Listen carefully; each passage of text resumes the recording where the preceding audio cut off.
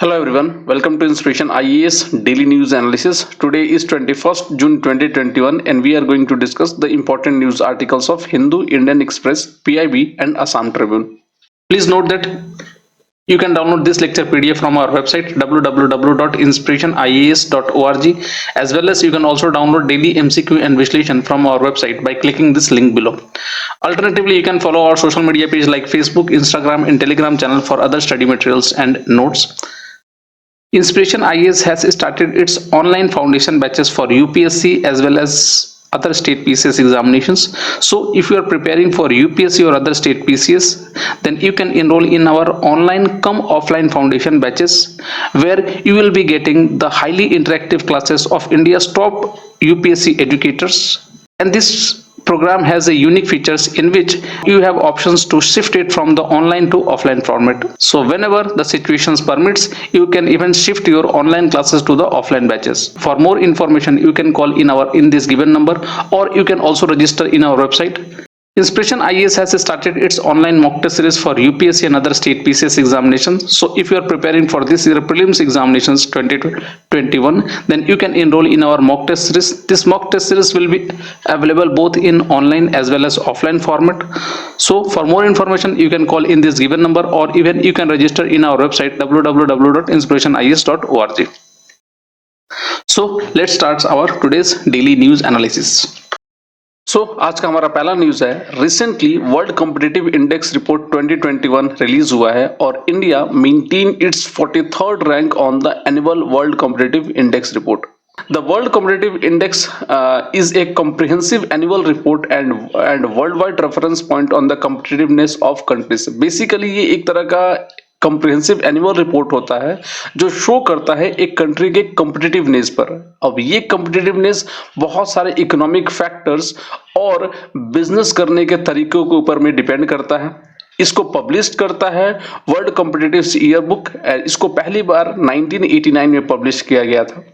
इसकी जो कंपाइलेशंस करता है वो basically it is a institute for management development, या जिसको IMD भी बोला जाता है. And in 2021, the IMD examined the impact of COVID-19 on economies around the world. जैसे कि आपको मालूम होगा कि 2021 में COVID-19 के इन्फेक्शन के चलते दुनिया भर की इकोनॉमीज को डैमेज हुआ था. फिर भी उस बेसिस पर या उस इक्वालिटी के बेसिस पर IMD ने इन सारे डेटास को कंपाइल किया है and it provides extensive coverage of 64 economies. दुनिया की 64 इकोनॉमीज जो मेजर इकोनॉमिक्स है उनके ऊपर में ये रिपोर्ट्स है और बेसिकली उनके उस कोविड-19 के मैनेजमेंट और उससे इफेक्ट जो बिजनेसेस में हुए हैं उसको भी ये इन्होंने कवर किया है. इसके फैक्टर्स अगर देखे जाए कौन कौन से फैक्टर्स पर ये लोग मेजर करते हैं, तो basically it measures the prosperity and competitiveness of countries by examine 4 factors. That is 334 competitiveness criteria. Factor तो 4 होते हैं जबकि 334 कॉम्पिटिटिवनेस क्राइटेरिया होती है. जैसे सबसे पहला जो फैक्टर है वो है इकोनॉमिक परफॉर्मेंस. एक कंट्री अपनी इकोनॉमिक लेवल पे किस तरह का परफॉर्मेंस कर रही है. दूसरा, गवर्नमेंट की एफिशिएंसी कैसी है और गवर्नमेंट किस तरह से हैंडल कर रही है सिचुएशंस को. तीसरा है बिजनेस एफिशिएंसी एंड चौथा है इंफ्रास्ट्रक्चर. जैसे कि आपको मालूम होगा रिसेंटली हमारे जो PM है नरेंद्र मोदी, उनको टॉप रैंक मिला हुआ है वर्ल्ड बेस्ट लीडर्स के तौर पे. तो कहीं ना कहीं इसके चलते भी इंडिया को सराहा जा रहा है उसके इस कोविड-19 मैनेजमेंट के जो पैंडेमिक थी. टॉप ग्लोबल परफॉर्मेंस की अगर बात की जाए तो ऑब्वियस बात है यूरोप आता है और उसमें सबसे पहला जो रैंकिंग आती है स्विट्जरलैंड की आती है. दूसरी जो होती है स्वीडन, तीसरी डेनमार्क, चौथी जो है नीदरलैंड की. जबकि एशिया में अगर बात किया जाए तो एशिया में 5th पोजीशन है सिंगापुर का, हांगकांग 7th पोजीशन पे है, ताइवान 8th पोजीशन पे है एंड चाइना 16th पोजीशन पे है. And Singapore was first in the 2020 world competitiveness, जबकि सिंगापुर फर्स्ट था. दूसरों के बारे में बात कर लिया जाए तो UAE and USA remain in their same spot as last year, 9th and 10th respectively. India के बारे में अगर बात किया जाए तो ब्रिक्स नेशन में India ranked 43rd after China that is 16th, followed by Russia 45th, Brazil 57th and South Africa 62nd. Performance India के अगर परफॉर्मेंस 4 फैक्टर पे देखी जाए तो इंडिया की रैंकिंग है जैसे कि Indian ranking in government efficiency increase to 46 from 50 last year 50 था जबकि अभी 46 हुआ। while its ranking in other parameters such as economic performance में 37 था हमारा, business efficiency 32 and infrastructure 49 जो लगभग सेम है पिछले साल से। गवर्नमेंट ने अपने गवर्नमेंट एफिशिएंसी में इंप्रूवमेंट किया है and mostly due to relatively stable public finances stable है और आराम से फाइनेंसेस मिल रही है जिसके जल्दी ये इसको हमारी रैंकिंग इंक्रीज किया है गवर्नमेंट एफिशिएंसी में। And despite difficulties bought by the pandemic in 2020 the government deficit stood at 7% and the government also provide support and subsidies to the private companies. तो गवर्नमेंट ने बकायदा सपोर्ट और subsidies भी provide किया है private कंपनियों को, तो ये एक अच्छा फैक्टर है। नेक्स्ट दूसरी जो बात की जाए इंडिया की स्ट्रेंथ किस में है, तो basically our strength lies in investment in telecom, that is first. Mobile telephone cost first है।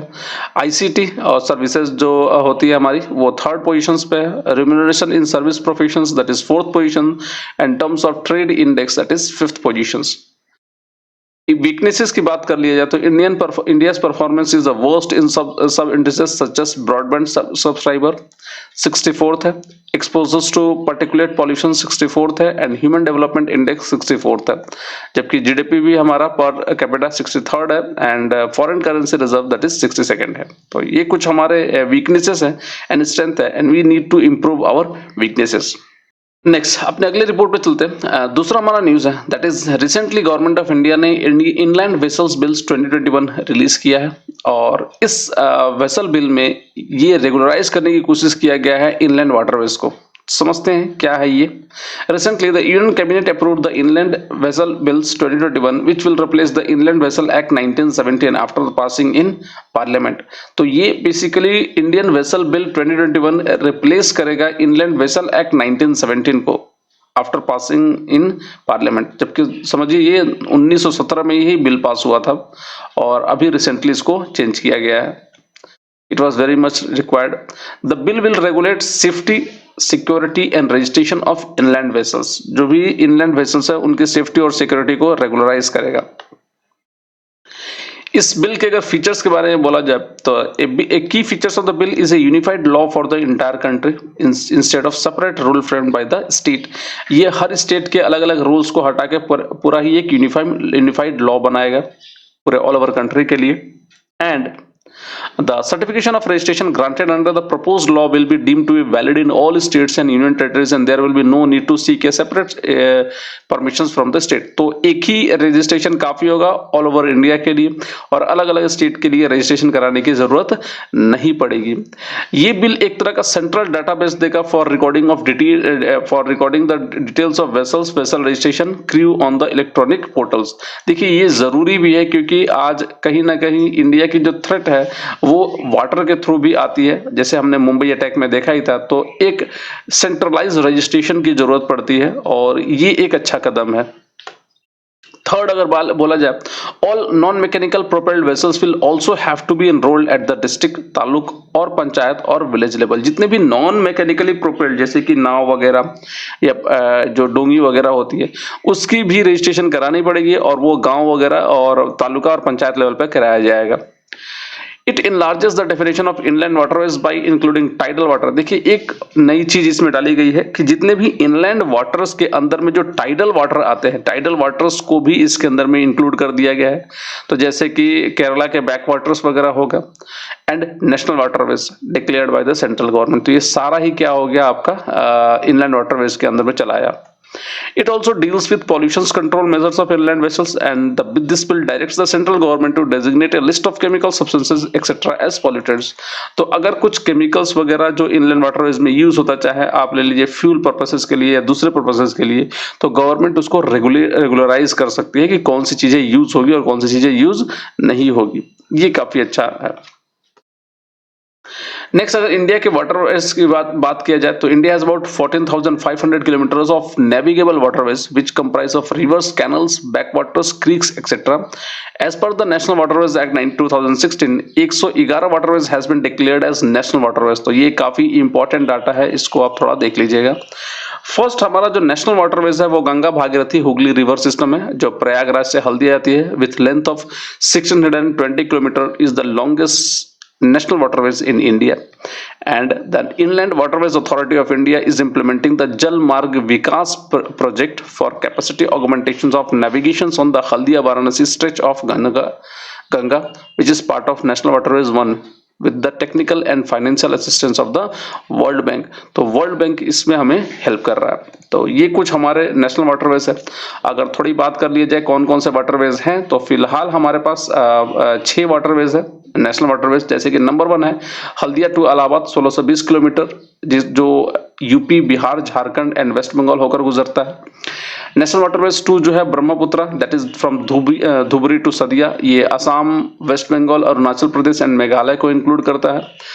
थर्ड जो है हमारा वेस्ट कोस्ट कैनाल है, जो कोलम टू कोट्टापुरम है, और ये 205 किलोमीटर का है, और ये लगभग पूरे केरला के अंदर में ही आता है. ये नेशनल वाटरवेज 4 की अगर बात किया जाए तो गोदावरी, कृष्णा एंड कैनाल्स है, जो काकीनाडा से पुडुचेरी की तरफ जाता है, और ये लगभग 1078 किलोमीटर का है, और इसमें Andhra Pradesh, Tamil Nadu, UP and UT of Puducherry include है.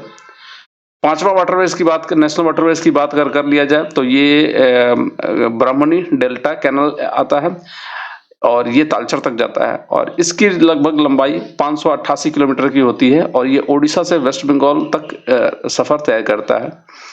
और नेशनल वाटरवेज 6 जो है वो बराक रिवर पर है, और ये लखनपुर टू भांगा अभी ये बनाया जा रहा है, और इसकी लंबाई लगभग 121 किलोमीटर की होगी, और जो असम, मिजोरम, मणिपुर और त्रिपुरा से गुजरेगा. तो ये कुछ नेशनल वाटरवेज है. यूपीएससी आमतौर पे इन सब वाटरवेज को पूछता है, तो ये थोड़ा इंपॉर्टेंट डेटा है. इसके अलावा भी कुछ छोटे छोटे वाटरवेज हैं, बट वो बहुत ही छोटे. तो जैसे कि आप मांडवी जुआरी रिवर, इसके अंदर में भी है बहुत सारे वाटरवेज. चलिए अपने अगले न्यूज पे चलते हैं. हमारा अगला न्यूज है रिसेंटली, जैसे आपको मालूम होगा कि आप लोगों को मालूम होगा जैसे कि बहुत सारे साइबर फ्रॉड वगैरह अभी हो रहे हैं, और ये साइबर फ्रॉड आपके एटीएम कार्ड और आपके बैंक अकाउंट को भी कभी-कभी हैक कर लेते हैं, और जिसके चलते आपके जो हार्ड अर्न मनी होते हैं वो भी कभी-कभी ये हैकर्स चुरा कर लेकर चले जाते हैं. इस चीज से बचाने के लिए गवर्नमेंट ने एक हेल्पलाइन स्टार्ट किया है for the cyber fraud. The Ministry of Home Affairs has operationalized the national helpline, जिसका नंबर है 155260, and reporting platform for the preventing financial loss due to cyber fraud. The helpline was soft launched on 1st April, and the national helpline and reporting platform provides a mechanism for persons cheated in cyber fraud to report such cases to prevent loss of their hard-earned money. अगर किसी का पैसा अगर ये cyber fraud में मतलब चोरी होता है या फ्रॉड किया जाता है, तो इससे उनको बचाया जा सकता है. And it also a national cyber security strategy 2020 is being formulated by the Office of National Cyber Security Coordinator at the National Security Council Secretariat. तो इसके लिए बकायदा एक डेडिकेटेड डिपार्टमेंट बनाया गया है. दूसरा, the helpline has been made operationalized by the Indian Cyber Crime Coordination Center in coordinations with the Reserve Bank of India. ये रिजर्व बैंक के संग ये लोग कोऑर्डिनेट कर रहे हैं, एंड ऑल मेजर बैंक्स, ताकि पेमेंट्स के रिलेटेड जो साइबर फ्रॉड है उसको रोका जा सके, जैसे कि payment banks, wallets and online merchants. The Citizen Financial Cyber Fraud Reporting and Management System has been developed by I4C to integrate law enforcement agencies and banks and financial intermediaries. The facility empowered both the banks and the police by leveraging new age technology for the sharing online fraud related information and taking action in almost real time. ध्यान रखिएगा, ये जो information और जो protection होगी ये almost real time में होगा. जैसे सपोज कर लीजिए, आपको अभी रिसेंटली बहुत सारे न्यूज ऐसे चले थे कि झारखंड के गांव से सारी चीजें फ्रॉड वगैरह होती थी. तो इस तरह की चीजें अगर होती है तो गवर्नमेंट रियल टाइम में इसको प्रोटेक्शन करेगी. या ये जो डिपार्टमेंट है रियल टाइम में प्रोटेक्शन करेगा। Since its launch in a short span of 2 months, the helpline has assisted in saving more than 1.85 crore. ध्यान रखिएगा, ये करीब इतने कम समय में ही ये करीब ये 1.85 करोड़ तक ये लोगों के पैसे बचाने में सक्षम हुआ है। इंडिया की अगर बात किया जाए तो the scheme to set up I4C was approved in October 2018 में अप्रूव हो गया था to deal with all types of cyber crimes in comprehensive and coordinated manner and it has 7 components. इसके 7 कंपोनेंट्स है। कौन कौन सा? एक तो है national cyber crime threat analysis unit, दूसरा है national cyber crime reporting portal, तीसरा national cyber crime training centre, चौथा cyber crime ecosystem management unit, पांचवा national cyber crime research and innovation centre, 6 जो है national cyber crime forensic laboratory ecosystem and platform for 7 जो है platform for joint cyber crime investigation team. तो ये कुछ 7 department बनाए गए हैं कंपोनेंट इसके अंदर में। The 15 states and union territories have given their consent to set up regional cyber crime coordination centre. This state of art centre is located in New Delhi. ये जो सेंटर होगा वो न्यू दिल्ली में लोकेटेड होगा। चलिए अपने अगले न्यूज पे चलते हैं। हमारा अगला न्यूज है रिसेंटली जैसे आप लोग सुने होंगे कि ममता बनर्जी ने एक पिटीशन फाइल किया है पोल रिजल्ट्स का। जो नंदीग्राम में जो पोल रिजल्ट हुआ था उस रिजल्ट से ममता बनर्जी जी नाखुश है और उन्हें लगता है कि ये इसमें कुछ धांधली हुई है, तो hence she went to the high court. समझते हैं कौन ये कर सकता है, इसके प्रोविजंस क्या क्या है इससे रिलेटेड। तो न्यूज ये है, recently the West Bengal chief minister has filed an election petition in the Calcutta high court challenging the assembly elections result of Nandigram constituency, जहां से ये ममता बनर्जी आई थी और इस सीट से ममता बनर्जी जी हार गई थी। प्रोविजन ये है इलेक्शन कमीशन से रिलेटेड, इलेक्शन पिटीशन से related, the election commissions rule ends with the declaration of result after that. देखिए एक बार जब रिजल्ट डिक्लेयर हो गया तो उसके बाद इलेक्शन कमीशन का और कोई रोल नहीं होता है। And an election petition is the only legal remedy, एक तरह का legal remedy है available to the voters or a candidate who believe there has been malpractices in an elections. दूसरा, such a person can challenge the results through an election petition submitted to the High Court of the state in which the constituency is located. And such a petition has to be filed within 45 days. 45 दिन के अंदर में file करना पड़ेगा from the date of the poll result. Nothing is entertained by court after that. Although the representative of People's Act 1951 suggests that the High Court should try to conclude the trial within 6 months, it usually drags on for much longer, even years. ध्यान रखिएगा, ये आमतौर पे ये RPI में ये लिखा गया है आरपीए में कि 6 महीने के अंदर में इसको इंक्लूड कर दिया जाएगा, बट कभी कभी ये जो कंफ्लिक्ट होता है ईयर्स तक चले आता है। ग्राउंड क्या होता है इलेक्शन पिटिशंस का, ये देखिए सेक्शन 100 ऑफ आरपी एक्ट से ये पावर लेता है। And on the day of the election the winning candidate was not qualified to contest the winning candidate, his poll agent or any other person with the consent of the winning candidate has indulged in a corrupt practices, improper acceptance of the nominations of the winning candidate or improper rejection of a nominations, malpractices in the counting process which include improper receptions, refusal or rejection of any vote or the reception of any vote which is void. Next, non-compliance with the provision of the constitutions or the RP Act or any rules or order made under the RP Act. तो ये कुछ provisions होते हैं, अगर ये नहीं follow किया गया है तो इस केस में आप रिव्यू पिटीशन फाइल कर सकते हैं। नेक्स्ट, इफ वर्डिक अगर वर्डिक उल्टा आ जाए या जो कैंडिडेट है जो जिन्होंने जीता है अगर वो गलत तरीके से जीते होंगे तो वो क्या हो सकता है। तो देखिए ऐसा रिजल्ट हमें 1975 में मिल चुका है। एक बार ऐसा ही हुआ था, आपके इलाहाबाद हाई कोर्ट ने वर्डिक दिया था इंदिरा गांधी के खिलाफ इन 1975। तो उस केसेस में गांधी जी के इंदिरा गांधी के जो इलेक्शंस थे उसको कैंसिल कर दिया गया था ड्यू टू करप्ट प्रैक्टिसेस। तो इसका भी provision section 84 of RP act दिया है। And if verdict is in favour of the petitioner तो क्या होता है, तो बेसिकली अगर फेवर करता है पिटिशनर जीतता है यहाँ पर, तो देन द पिटिशनर में ask that the result of all और द विनिंग कैंडिडेट्स में बी डिक्लेयर्ड वॉइड। दूसरा, in addition to that the petitioner may also ask the court to declare her in case the petition is filed by a candidate or any other candidate as the winner or duly elected.